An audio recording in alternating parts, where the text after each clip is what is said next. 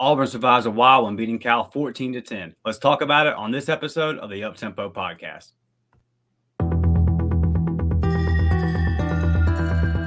You are now listening to the War Report Podcast Network.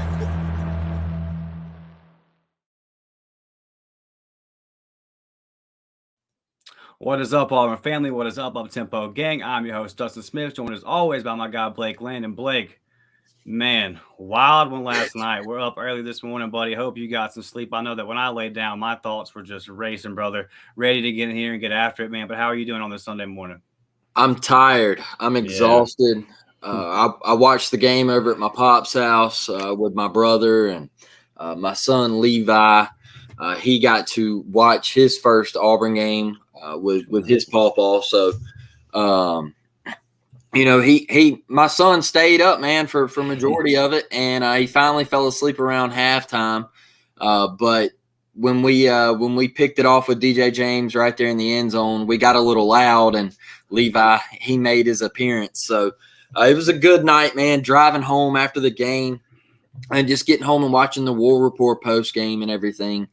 I didn't go to sleep until about 3:30 this morning, Dustin. I was wired up, man. It was hard for me to settle in. I was just thinking about the game and how lucky we were to come out of there with a victory, just going across country, man. The late time zone, it was a weird one. Like we said, right? We said we were going to find ourselves in a weird, funky kind of game. Don't be surprised.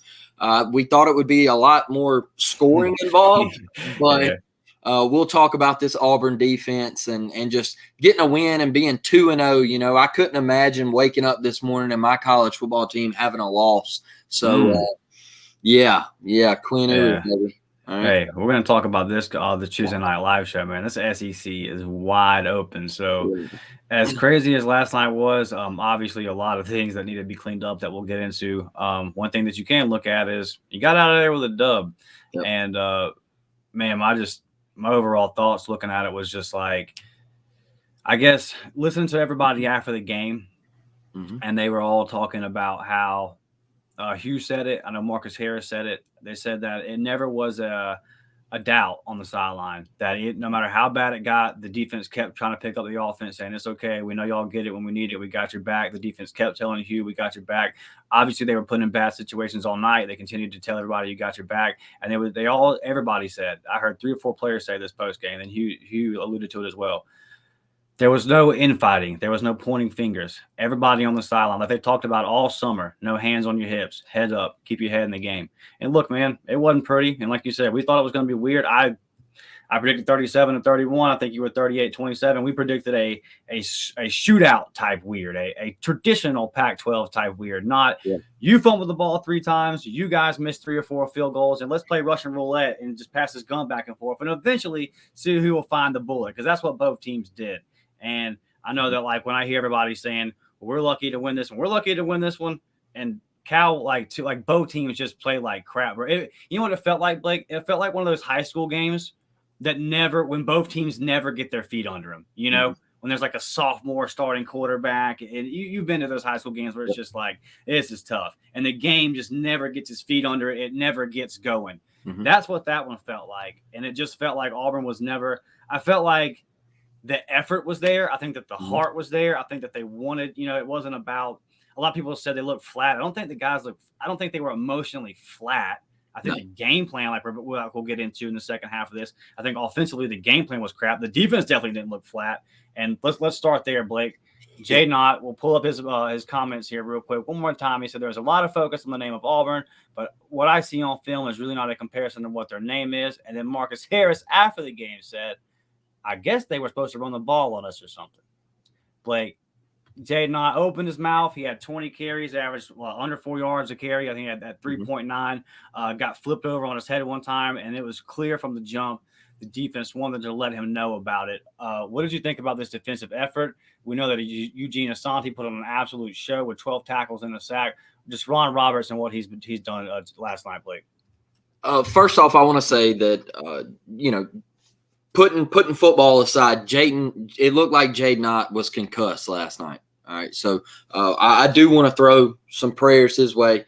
and hopefully he can bounce back because we don't want to wish any harm on any college athlete or anybody on this podcast, right? But let me say this, man.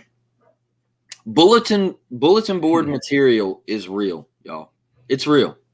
And last week when me and Dustin both said this is something that you don't say to the media, you keep it in-house, because guess what? Mike G told you that the clip was shown to this Auburn defense. It was shown to Auburn's defense. Mike, he probably texted it to some of them. Man, and guess what? They responded, bro. Marcus Harris, dog check. Eugene Asante, dog check. Jalen McLeod making plays in the open field on third down, big time tackle. You could tell he was hurt too, Blake. Yeah, you could tell he was hurt. He wasn't 100%.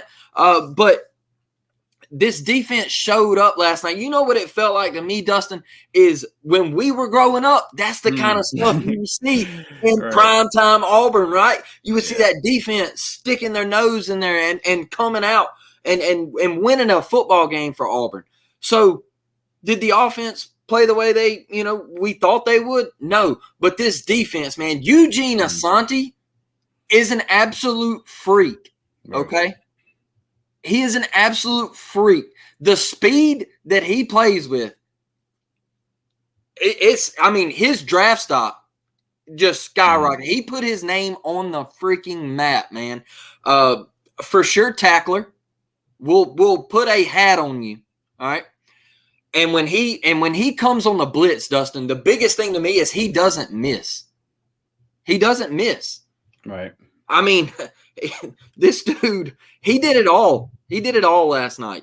And without him, we're in trouble. Without him, we're in trouble because this guy is a ball player. And we heard a lot about him in the fall, right? Yeah. We'd heard a lot about him in the fall. And then we start seeing things, and Eugene, he starts getting more reps. Larry Nixon, I was pleased with him. Had a good game, didn't he? I thought he played much better than he did against UMass. So Larry Nixon showed up. I know he made a big play late in the game. I think that was on a third down. But, man, look, the one spot that we were supposedly really worried about won us a damn football game already. So we got to be excited about that, right? I mean, I'm just excited to get out of there with a dub, man. These linebackers, look, Wesley Steiner, all right? He had to play snaps last night. We were worried about depth, all right? These guys come in and they were with each other, man. They were with each other. And I think we're going to be okay on that side of the football. Yeah. I do. I think we're going to be okay. Now, Donovan Kaufman, it looked like he got banged up last night, and Hugh said after the game that he went through concussion protocol and everything like that. But as long as we don't start dropping like flies, Dustin, I think Auburn's defense is for real, brother. Yeah. No Keontae for a big portion of the second half. No Donovan for a big portion of the second half. And like you said, Larry Nixon, a bunch of guys still stepping up and getting the job done, man. That really is a testament to Ron Roberts. Like, Ron Roberts is doing his thing. Was super impressed with just what he's coming up with schematically to just getting after these QBs and making things happen. And they was just about the mental aspect of it was another turnover, back against the wall again and again and again. And the defense kept finding a way to step up and get a stop, man. And like you said, Larry Nixon stepping up was very impressive. Marcus Harris has improved so much. Like, he was a good player last year. He was like a nice depth piece, But this year, he is really becoming a freak down there. And that's what you talked about when you said, okay, we were concerned about the run game. You needed some guys to step up and improve. And Marcus Harris has been a big, big part of that on stopping the run on first and second down. He's been getting after the quarterback a little bit, man. I really like what I've seen after his game. He's definitely stepped up and being a leader. And, all the credit in the world to what Ron Roberts put together. We gave up 14 points week 1 and 10 points so far. So far, so good, right? Hey, what about the pressure on Sam Jackson? Yeah, I mean, Ron Roberts heated him up. It's really creative, bro, and he's not scared, right? Yeah, he's not scared to dial up the pressure. He doesn't really care about situation or what it is. Giving these teams a lot of stuff to look at, And, I do think the depth is an issue as the season goes on, though. When you start losing guys, to have a guy like Ron Roberts that can scheme up, okay. And it's something we talked about too, right? When we talked about how Hugh Freeze, the offense always improved. Now, this night was not a good night for this, but overall, his first year, the offense improves a lot. Defense improves a lot too. We pointed that out. Every single stop he's gone at, the defense has improved significantly. He hired a guy, man. I think he hired a guy who really knows what he's doing. A guy's been in football a long time and knows where to put the pieces. And we have some dudes, right? It's just about depth on this defense.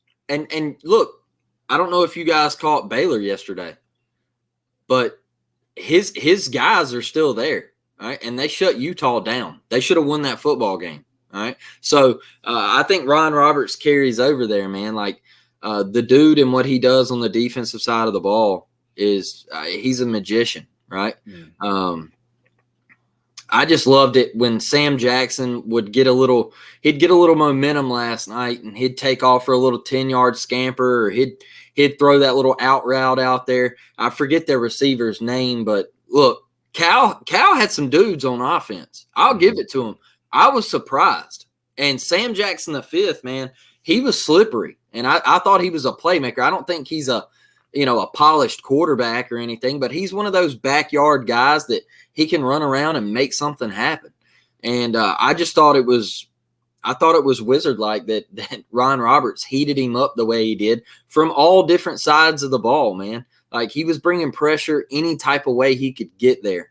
And the pressure got home, too. I was pleasantly surprised that Auburn's front got to the quarterback the way they did, man. Like, I was really surprised about that because we had heard that Cal's offensive line was restored, and, like, that was going to be a big part of this game, and they were going to be able to run the football on us, and we weren't going to be able to get to the quarterback like we thought we were. So hell of a performance from this Auburn defense. I mean, I'm over the moon, man.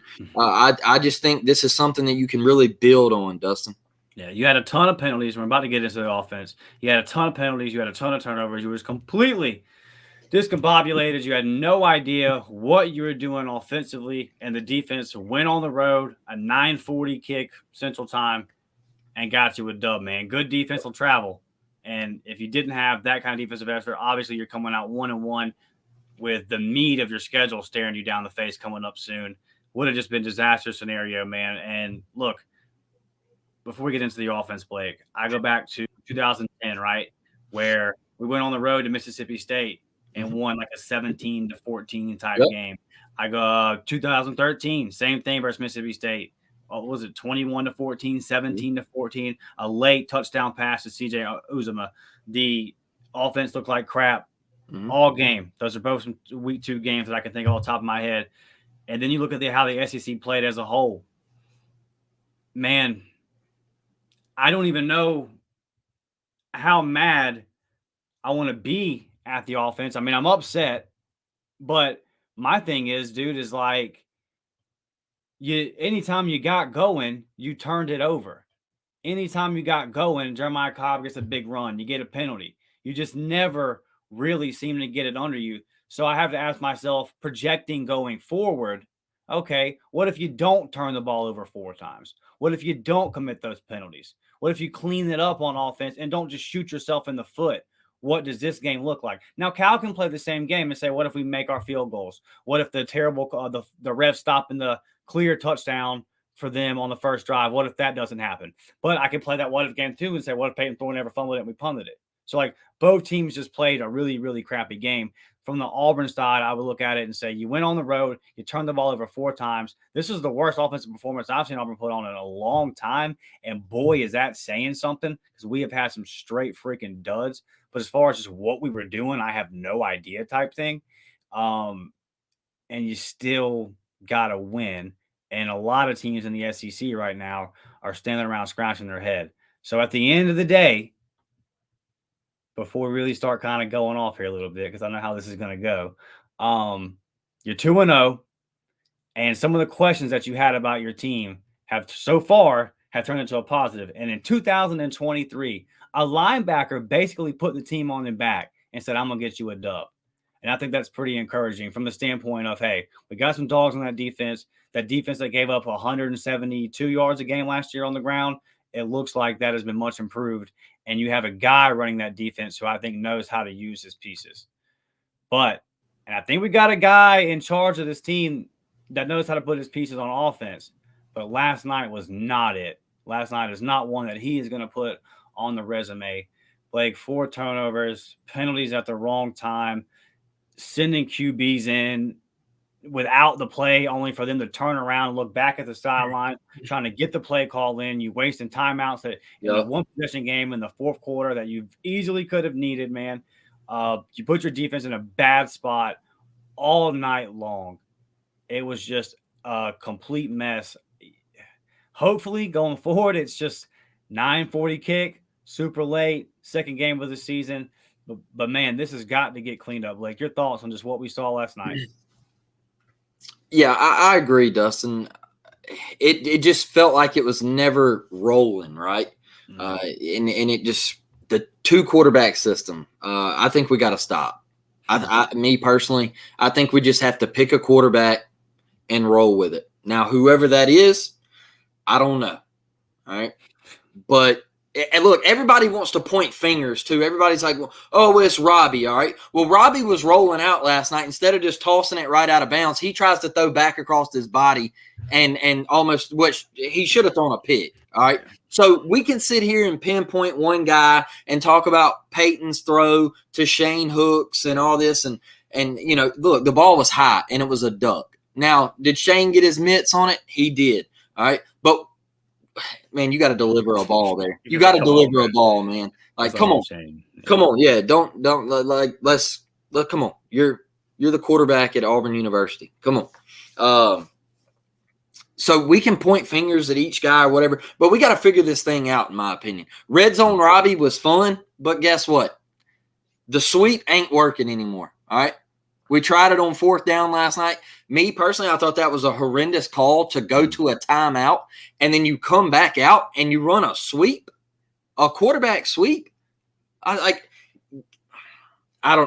was frustration the entire night. I think the frustration started on the very first play of the game with Peyton and that happening. I think it continued to boil over when Damari fumbled. Because you really felt like Auburn was getting control of the game. Yeah. Like, Auburn was about to go up 2 scores, and I was like, okay, we're about to blow them out, bro. Like it's about to be 14-3. Like, it's about to be, you know, the route's about to be on. And then Damari with a tough run, I think the cobwebs got shaken up a little bit. And I think after that first contact, he was a little shook. And the ball comes out, and I think that kind of derailed some of the momentum last night. I think that took a major hit to things. And as far as rotating the quarterbacks, man, and in key spots last night, you brought it up, Dustin. I was not a fan of sending a quarterback out, no play call, them looking, the entire offense looking back over to the sideline, play clock running down to 5. You got to burn a timeout. And then when you come back from the timeout after the 8-minute commercial break, you come back and there's a new quarterback on the field. I don't get it. I didn't understand some of the play calls, man. Like I mentioned the sweep on 4th and 2 around midfield. Like, some of the play calls were just head scratching to me. Mm-hmm. But I heard that I didn't hear this, but I heard on social media that Hugh called that final drive. That Hugh took over and he called the shot to Fairweather and everything like that. So I don't know if Hugh needs to take over the play calling. He does. I'll say it. You'll say it. You'll say it. Yeah. Sometimes things have got to be said. All right. Like the play calling was just, it didn't sit right with me, Dustin. It just felt like nothing ever got going.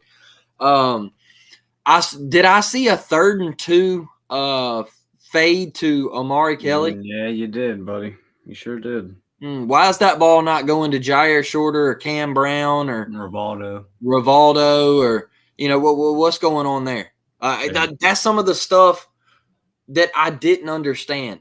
All right, if you want to throw that, throw it, but throw it with the right guy. That's my thing. That gave super flashbacks to South Carolina. All right. Yeah.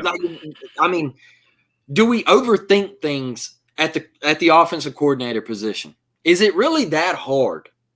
I don't know. So I know Philip Montgomery knows way more about football than I ever will.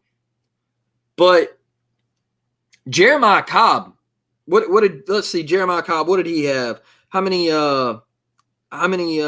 touches did he get? Not enough. 3 carries for 20 yards. Let me tell you guys something. Let me tell you something right now.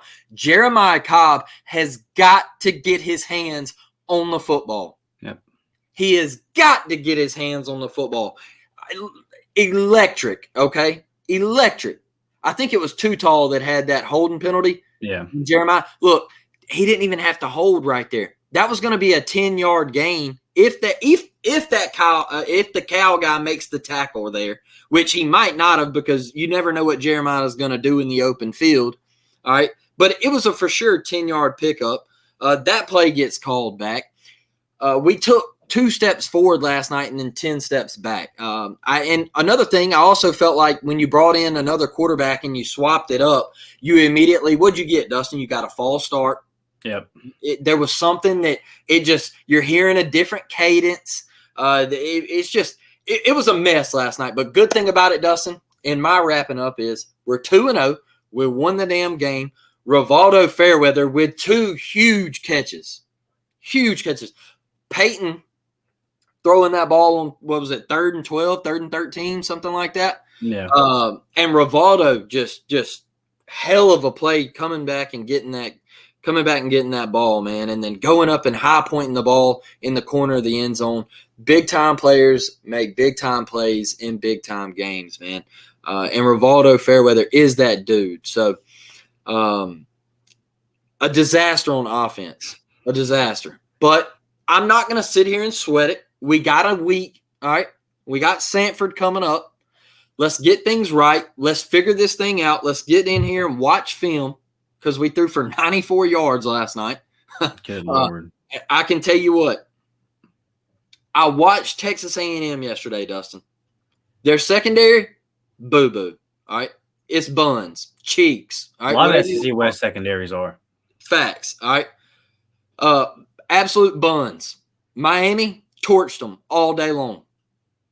I mean, it was bad. I mean, Jimbo Fisher, dead down there. All right, he's done. Especially, you can slit his throat in 2 weeks. All right, you can slit his throat in 2 weeks. But if we can't figure this thing out and then we go to Kyle Field down there in College Station, the way their secondary is, man, we should be able to move the football in 2 weeks. All right, we got to figure something out because their secondary is not good. I thought their defense was going to be way better than what it is, the way they have been recruiting, and they're just not good, Dustin. So we got to get in here, figure this shit out, and get it together. All right. I think the 2 quarterback thing is done. I think we got to get away from it. Pick a guy. You got to make a decision. One, when did Don Billingsley make his appearance in the running back room at Auburn? I need Tim McGraw to come up in here with some tape and tape that football to these boys' hands, okay? Yeah. You know, like you dropped the lamp, you can't hold on to the ball. What the hell, Donnie? I mean, come on, bro. Like these guys, little Friday Night Light reference if you don't know. Look, man, you got to hold on to the rock, dude. On the interception, pathetic. I'm not going to blame Shane Hooks on that. You're a 3-year starter at this point, a Power 5 program. Throw the ball to the wide open guy. This is 3 times now, dating all the way back to the scrimmage where I've heard Hugh Freeze say something to the extent of Peyton Thorne's pressing. Why are you pressing? It's your third. You started 2 years in Michigan State. Now you're starting in the SEC. And I'm hearing that even though you didn't play the best in fall camp, you're getting the job because of experience in the way you run the offense. Well, what does that experience matter if you keep pressing? To me, it sounds like the experience doesn't help us do anything here. So if you're still acting like a young quarterback, then give me the young quarterback that played better. So this week coming in is Holden, because here's the thing with Robbie. If Robbie's your backup quarterback, then why in 2 games has he not thrown the ball downfield one time?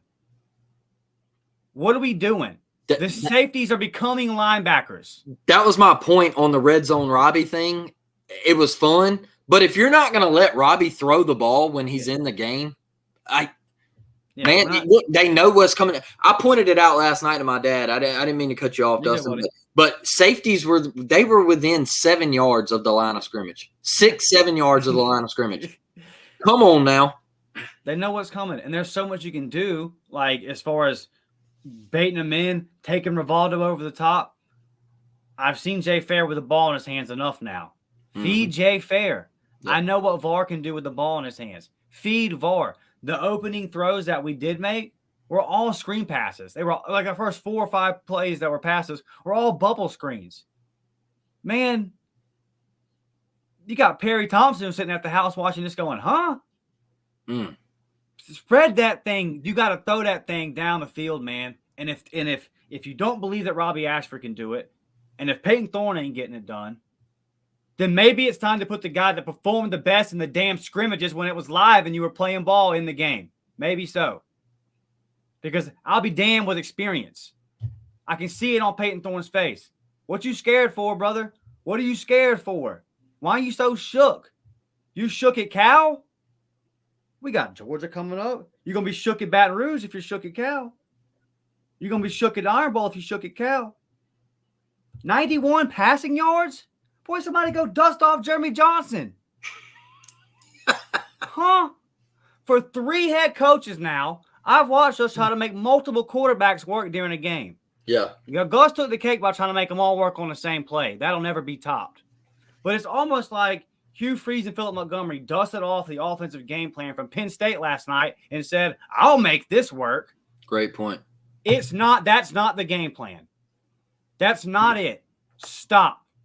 I saw Jay Crane say it last night. I saw Charlie Five say it last night. Anybody with any kind of sense watching the game last night, stop it. Decide on somebody. Yep. If you view Robbie solely as a gadget guy, then just say it. But quit putting him in the game for 15, 20 snaps a game if he's not going to throw the ball down the field. Yep. And if it's not Peyton Thorne, then we need to find that out. Coming up versus Stanford, I would throw the ball 20 times in the first half. You know you can pound the rock versus Stanford. Who cares? This is why I wanted to throw the rock so much versus UMass, Blake. Yeah. This is why. I knew we could run the ball versus UMass. This is why I wanted to throw the ball 25, 30 times versus UMass. Because these guys got to get this figured out. They got to get it together. They got to get in a rhythm. He had, 10 for 17, 117 yards versus UMass, and then 91 passing yards last night. This isn't it, man. This is not it. He was 9 of 14 for 94 yards, a 6.7 average, 2 touchdowns with an interception. And look, to be fair to Peyton Thorne, the scheme was god awful. That game plan was god awful. I have no idea. In the same way that I defended TJ Finley and Robbie Ashford last year, I will do it with Robbie and Peyton Thorne this year. How do you expect a guy to get in a rhythm when you don't let him to go in a rhythm? And when you're moving, when you're struggling to move the football, and you finally start moving it, quit bringing in another quarterback because, like you said, penalties, turnovers, something happens, man. It gets off. It doesn't work. I'm sure you can dig up an example somewhere of a 2 QB system working. But there's an overwhelming evidence of it not working, and we just saw it not work last year, and we saw Gus try to do things like that before, and it not work. It doesn't work. We've seen it enough at Auburn. Please, for the love of God, don't make us watch it ever again. Pick a guy, man. Pick a guy, and if he doesn't get it done, get him out of there. And if he doesn't get it done, get him out of there. I don't have any more time for this, dude. This is not what we brought. I got news for Hugh Freeze, and I'm not down at Hugh Freeze, but I think that he knows this, and you saw it last night. Honeymoon's over. Yep. Honeymoon's over, brother. It's time to win football games. We won the football game. Okay? And to the culture point, like I alluded to in the beginning, the main thing here is the guys kept it together. The culture that Hugh has built, the guys kept it together. The positivity. We're going to find a way to win this game. All that's the plus, right? This is the first time I've ever criticized Hugh Freeze on this podcast. But what that was last night, got to be better than that, man. Hugh Freeze is better than that. Mm-hmm. He knows he's better than that. And, in our group chat during the game with the War Report Network, Ike Jones made a good point. He said, looks to me like he got two guys trying to call a place. Yep. And that's what it looks like, doesn't it? It looks like he got Philip Montgomery and Hugh Freeze trying to decide on what play they're going to run damn near every play. The tempo was off. You never got in a rhythm, undisciplined, unorganized. Everything about what that was has got to be scrapped. And experience has got to be valued properly. I'm over experienced now. You give me the guys that can make the plays. Mm-hmm. Jay Fair can make the plays. Throw Jay Fair the damn ball. There's no – hey, listen, I know this is a wild, wild thought for Auburn fans. And, for Auburn history in general. We've never comprehended this before. But you can throw the football to somebody more than 4 times a game. You can throw the damn ball to Jay Fair 8, 9, 10, 11. I mean, if they can't guard him, feed him. I watched Bama do it with Julio and guys like Calvin Ridley and all these guys before you feed him. They can't guard Jay Fair, feed him the rock, man. Find a way to get the kid the ball. He's obviously, we heard all summer about what he is. And every time he touches it, it's fireworks. He's got 2 tutties, 2 games in. Feed Rivaldo. They couldn't guard him last night. They didn't have anybody matchup-wise to hold him, Blake. Why didn't he see the rock more? I have no idea what that was. The good thing is I don't think Hugh is the kind of guy that's married to it, right? Yep. And I think that if anybody is, we've seen from Hugh, if anybody's going to be hard on his stuff, like no one's going to be harder on Hugh than Hugh. I guarantee you that right now he's going over that film and saying, okay, this has got to go. He knows that this is not going to be it. So very, very frustrating. You've got to just get this on your point about Cobb. I said it last week, right? He's the second best running back on this team. And DeMar was balling before he fumbled. Like, that's what sucks is you're like, okay, DeMar is establishing himself. Jarquez obviously looked a little bit rusty. And Hugh said that in the post-game press conference. And just when he started getting, just like when he was starting to knock the dust off, right? He fumbles the damn ball. And a lot of this was just such a weird game. A lot of the fumbles, even the Cal fumble that we got, was so close. Like, all these fumbles were like, is he down? You're kind of going with a call on the field. They were all pretty wild, but you got to hold on to the ball, man. And just shooting ourselves in the foot, dysfunctional, disorganized. It's everything that we have been seeing on offense for a decade. And at some point, I asked myself, is it ever going to stop? Now, I have a lot of faith in the staff. I don't think this is what you're going to see going forward. I think obviously you're going to see something much better for Samford, but what can you tell? So we won't know nothing more till A&M. But this got to get cleaned up, and this is a staff and a head coach that I don't think you'll see too many more performances like this, Blake. I really don't. I think this was a weird Auburn going out to Cali for only the 4th time ever. One of those is a national championship situation. I'm sure the other ones are probably bowl games or something like that as well. I know there's one trip to USC out there back at O2. There's a reason why we never went out there up until last night. It's just a weird thing for a team like us to do. So I don't think, looking at Hugh Freeze, been a coach for a long time. You look at his resume, I don't think you see too many more of these. But I do think that some of these unrealistic expectations of what our offense could be have kind of come back to earth a little bit. Remember when we thought we could just run the ball all over everybody? Yep. Yeah, let's hold off a little bit. Some guys got beat last night on that offensive line. It's just a lot of work to do, but there's still a lot of work to do here.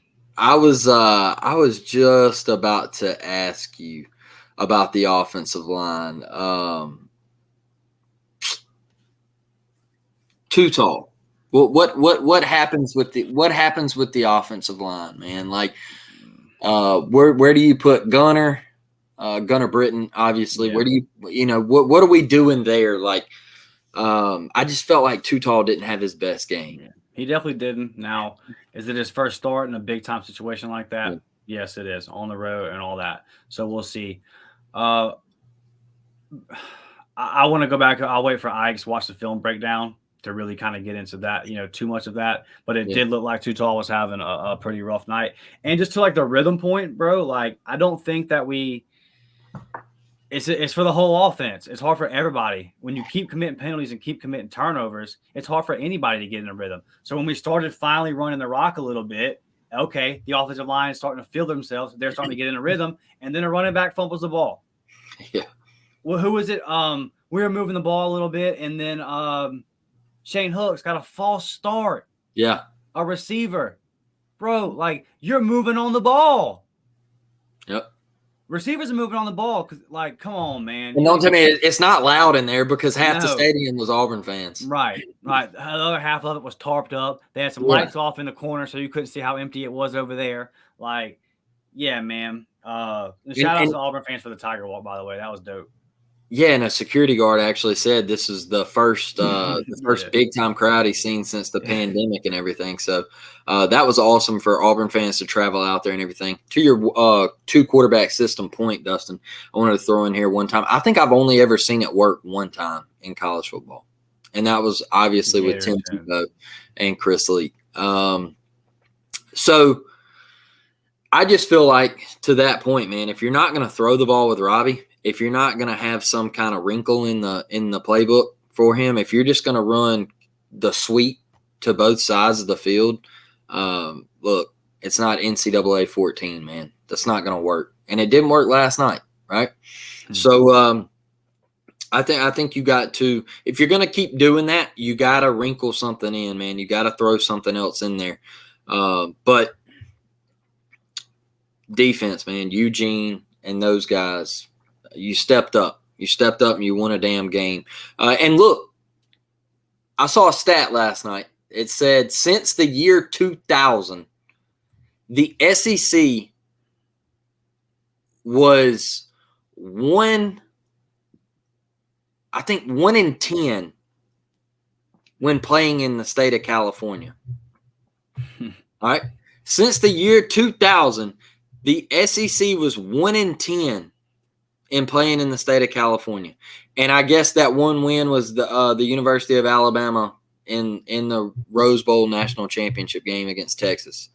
I don't know. It might have been versus Pac-12 teams or whatever. I remember seeing that crazy stat of somebody saying like how hard it was to go from Auburn to Cal, like just the cross flight.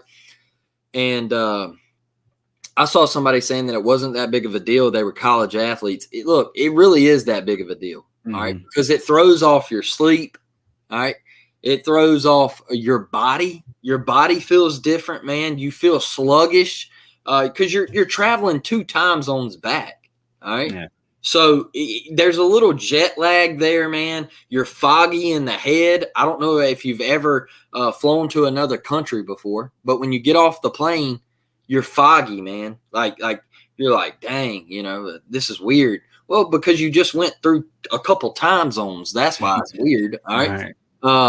And so even though they are young college kids, man, it's different too. And they were playing at 9:30 at night local time. So their bodies are adjusted to Central Time. So when they go out there, all right, where it's 1 o'clock in the morning in the fourth quarter, they're feeling a little they're tired, man. Like, it's just how it is. That's how it works. So just to come out with a victory, let's just get back to Auburn, Alabama, and let's celebrate it. Like you said last week, victories are hard to come by in life. And let's get ready for Sanford, man. Yeah, for sure, man. 2-0. That's all you can really ask for. Before we get out of here, guys, go to thewarreportshop.com to get yourself the Up-Tempo podcast shirt. If you're interested in that, go to homefieldapparel.com, type in code UPTEMPO to get 50% off of your purchase. And to our members, man, like I told y'all last weekend, we're going to start putting that recruiting pod out Monday afternoon, Tuesday afternoonish, just because it takes a little bit of time to get in from some of these 2A type games, some of these single A type games.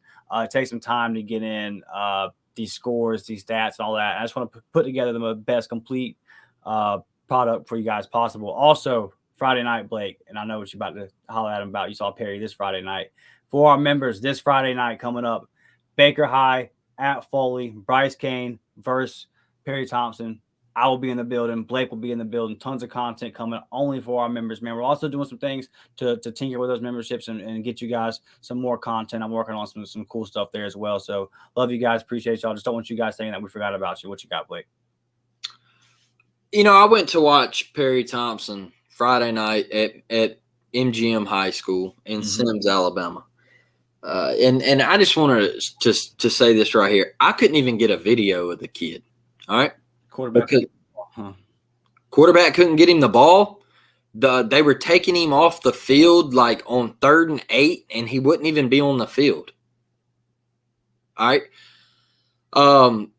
When they did try to get him the ball, Mary Montgomery, obviously he was bracketed, bro. Like, I mean, at one point, the entire secondary, right? They threw a little corner route to him, like towards the pylon, and like there was 4 guys on Perry. Legitimate. I'm not like over exaggerating. There was 4 guys on Perry. That's how bad they were bracketing. Now, nobody else on Foley could do anything. Their running back, like that, he couldn't get going. It was a complete disaster on the Foley side of the ball. They couldn't get Perry the ball, man. Like the first couple plays of the game, they just threw like a little tunnel screen to him. And they were so focused on Perry, man, that they just ate it up. I think I left at half because they were losing 28-0. Their quarterback threw 2 pick sixes within 13 seconds. I think there was a minute left in the first half, and he threw back-to-back pick sixes. Jeez. So it was 28-0 at half, and I got up and left. And I think Perry had 2 catches for like 5 yards because all they were really trying to do was just tunnel screens. Like, and I'm like, bro, what are you doing? The kid's 6'4". Like, why are we not throwing the ball down the field? But then I sent Dustin a video of why we couldn't throw the ball down. Yeah. That if I don't have a video up, that is why. Now, I did get to watch Perry play a little DB. All right. And I got to watch him on MGM's best receiver, who is a D1 guy. So that was fun to watch, man. It was best on best. And Perry was manhandling folks. Yeah. And we watch Price Friday. That'd be fun. And then when they took him out, they got bombed on. So, I mean, the dude was trying to play both ways and everything, and it was just a disaster, man. And Foley, they got to figure something out at the quarterback position. So, that's the recruiting pod. Tune into it if you're a member. If you're not, go join, and we'll have this thing put out for you. Yes, sir. That's coming in the next couple of days. Blake, just my final thoughts wrapping this thing up, man. I'm proud of this team. Listen, we have a ton of new subs, right? Like a ton. We're right here. We're like 40 away from 1,000. So please like it. Like the video, subscribe to the video. But all our videos last week did damn near around 2,000 views. So just sub, man. That's all you got to do. You guys are watching. We appreciate that. Just hit that subscribe button. It helps us out a lot. I am damn proud of this team. There's a lot of times where this team would have gave up. We wouldn't have found a way to win that type of game. I think that the culture is changing. But we got to call it how we got to call it, right? We got to tell you what we see. So it's not always going to be sunshine pumping. I'm going to come in here. I'm going to always love on my Auburn Tigers. But when the offense plays bad, I'm going to say that the offense plays bad, and they got plenty of time to improve. I gave 2 examples of 2 really good seasons we had where game 2 was a shit show, and we put it together and made it happen. I mean, think about 2010 as a whole. That Kentucky game was terrible. Yep. We had no business. Cam had to run to the sideline, make a fadeaway throw off his back foot that we barely caught sliding to the sideline. Just to set up the West Byron field goal. Like, that game was a mess. So at the end of the day, you never apologize for getting the dub. You played the game to get the dub. I think that Mr. Jaydn Ott and some of the Cal fans and some of them learned a little something because Did we play our best game offensively? No, but you got just a taste of some old school SEC defense is what you got a taste of. Marcus Harris showed you what he was. Eugene Asante showed you what he was. Larry Nixon had a hell of a day. Before Keontae and Donovan went out, they were having good games. Donovan is going to be a key piece of this defense. Blake called 5 interceptions for Jalen Simpson before the season. I said, man, that's a high count. Boy's on track for 12. He's on track for 12, man. Secondary, and we talked about how important it was going to be for this defense to create turnovers. And so far, within 2 games, this defense has created turnovers. So, overall, Blake, to the Auburn family, I know last night was frustrating. I know that it was, I think we were all ready to pound our head through the wall at times. I made that Penn State comparison in game plan. I will say, here's the faith that I have in Hugh Freeze and the staff. I don't think you see it again. I'm not saying you won't still see bad offensive nights. For one, the people kept kind of saying sneakily, hey, Cal's defensive coordinator is dope. And they were right. Like Cal has a better defense than what I thought. I mean, 37-31, I was way off. But they got a good defense. They made some things happen. They did some nice things. You got the dub, regardless of it being ugly. I think that you found a way to make the plays when you needed to make the plays, and psychologically and mentally, I think this team took a step forward. I think the offense took a step back, all right? I'm not trying to – obviously, I said my piece on that. Yep. But I think that psychologically, this team took a step forward. They look like Blake. They look – that's my thing, right? They looked happy. Yep. They looked like they were having a good time after the game. They looked like, hey, we showed up, got the dub, doesn't matter how. Robbie Ashford didn't have his best game. Still, whenever we got the run to seal the deal, he was, hell yeah, let's go. Like, they came there, they got it done, man. And I think that this locker room came together and became a little bit closer and became a little bit more of a team, because you're going to be in these dogfights. And this is where, season can tilt kind of thing. I think that everybody in that locker room is a little bit more galvanized. Hey, man, we did not play our best. We couldn't play much worse offensively type thing. Still found a way to get the job done. So I think overall that the program took a step forward. A ton of things to clean up next week for Stanford. You have a good opponent to do that versus. Thank God, Blake, we're at 2-0, and we can kind of look at what our game plan was these first 2 weeks with the 2 quarterbacks. And I think now we have an assessment of it and say, okay, this probably isn't going to work. We still have another opponent to kind of refigure some things out, be 3-0 when we kick off SEC play. So all in all, man, I think this team is in a good spot. I think we will touch on this Tuesday night compared to the rest of the SEC. Brother, like, I don't know. Guys, I think we are in for a 2007 type college football season. Yeah. I think that what has happened with the transfer portal and the NIL is that the gap has been closed all across the board. I'm looking at these games and I'm wondering, why is Arkansas struggling? Like, what is going on with every SEC team? I think the gap's been closed. I think the portal has allowed teams to come in, find talent that matches their holes, plug those holes, and become a better team overall. I think that the parity that everyone bitched about, and me included, and said we're tired of the same teams winning all the time in college football, I think the portal has allowed that to happen. And I think that you're just going to see competitive games every Saturday this season. And I think that the SEC is just no one's really that – is Georgia ahead of everybody? No. Like a little, but it's not the gap we thought. Yeah. And as far as thinking that Bama had this huge gap on everybody, nope. No, sir. You talk about our quarterback concerns, some QB concerns over there, right? He's not good.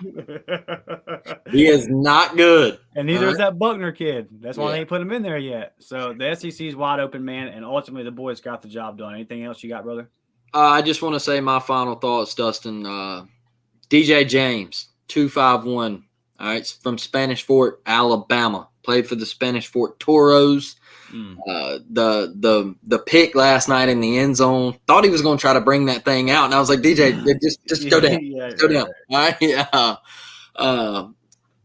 But I want to give him a shout out. I always love shouting out kids from my area here in Mobile and across the Bay in Baldwin County. I'm big on that, Dustin, and I always want to highlight those guys. To your point of just winning a football game. Just get back home and grow on this, because I can tell you last year we would have lost this football game. All right, we would have found a way to lose this football game. Guaranteed, we would have found a way to lose it. All right, but now you found a way to win it.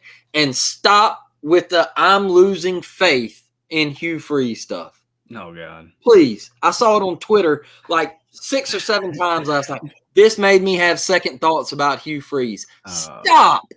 All right, stop it. Yeah, it's not a sprint. All right, this is a marathon. Okay, things are going to happen in year 1. All right, I watched Nick Saban play Colorado in Shreveport, Louisiana. All right, in year 1. All right, they won 30-29. All right, let's stop, people. I'm not saying Hugh Freeze is going to be Nick Saban. right. But we just tone it back a little bit. Remember, me and Dustin told you guys when everybody was saying, "Oh, Auburn's going 10-2 and 9-3," and me and Dustin were sitting there going, "Hey, let's reel that back in a little bit. Let's reel it back in. Maybe we're going 7-5, maybe 8-4." Look, the SEC is wide open. There's a possibility that Auburn can make a run. We're going to talk about that Tuesday night live show. But we got to get some things ironed out. Do not give up on this football team. I think they become closer. I listened to the post game with Hugh last night. They were bumping in the locker room. They were having fun. Eugene on the field was like, "Hey, War Damn Eagle, like, let's work. Jalen Simpson on Instagram, on his Instagram story, go check it out. He's sitting there and he's like, "Hey, I don't know where that Jaydn Ott guy's at." He said, "Hadn't heard much from him, but don't watch film with that guy." All right.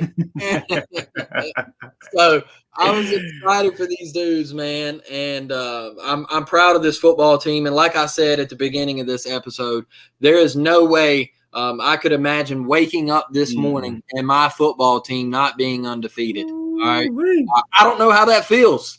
All right, not me, but apparently, on the other side of the state, hey. Somebody's waking up a little differently. So, War Damn Eagle to all of you. We love you. Go sub if you haven't. We're kicking this thing out of the park, man, and I'm glad to do it with you, Dustin. Yes, sir. War Damn Eagle. We'll see y'all Tuesday, 7 p.m. Central Time. We're out of here.